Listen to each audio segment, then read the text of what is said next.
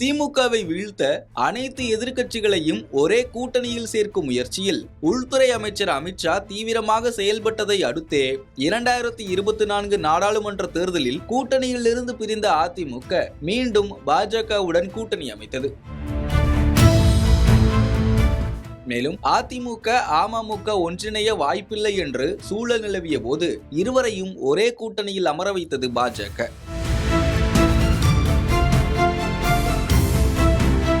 இப்படிப்பட்ட அசாத்தியமானவற்றை சாத்தியப்படுத்தும் பாஜக மீண்டும் மற்றொரு ஆபரேஷனில் தீவிரமாக ஈடுபட்டு இருக்கிறது. காங்கிரசுடன் விஜய் கைகோர்ப்பார் என்று எதிர்பார்க்கப்பட்ட நிலையில் அது பலனளிக்காமல் போனது. இதையடுத்து தேசிய ஜனநாயக கூட்டணியில் தாவேகாவை இணைப்பதற்காக பாஜக தரப்பில் தற்போது விஜயை அணுகியதாக கூறப்படுகிறது. இதுபோன்ற தகவல்கள் வெளியாகி இருக்கிற வேளையில் பாஜக மூத்த தலைவர் தமிழிசை சவுந்தரராஜன் மீண்டும் விஜய்க்காக பேசியிருக்கிறார். தஞ்சை தாவேகா கூட்டத்தை குறிப்பிட்டு பேசிய தமிழிசை சவுந்தரராஜன் விஜயின் திமுக எதிர்ப்பை பாராட்டுவதாக கூறியிருக்கிறார். தமிழகத்தையும் ஜனநாயகத்தையும் பாதுகாக்க தேசிய ஜனநாயக கூட்டணியில் விஜய் இணைய வேண்டுமென தமிழக பாஜக செய்தி தொடர்பாளர் பிரசாத் அறிக்கை மூலம் வலியுறுத்தியிருக்கிறார். விஜய்க்கு தகுதியான இடத்தை தேசிய ஜனநாயக கூட்டணி நிச்சயம் வழங்கும் என்றும் தெரிவித்திருக்கிறார். தாவேகாவின் தேர்தல் அறிக்கை குறித்த கேள்விக்கு பதிலளித்திருக்கும் அதிமுக பொதுச் செயலாளர் எடப்பாடி பழனிசாமி ஒவ்வொரு கட்சியும் அவர்களது நிலைப்பாட்டின்படி வாக்குறுதிகள் அளித்திருப்பதாக கூறியிருக்கிறார். விமர்சனமும்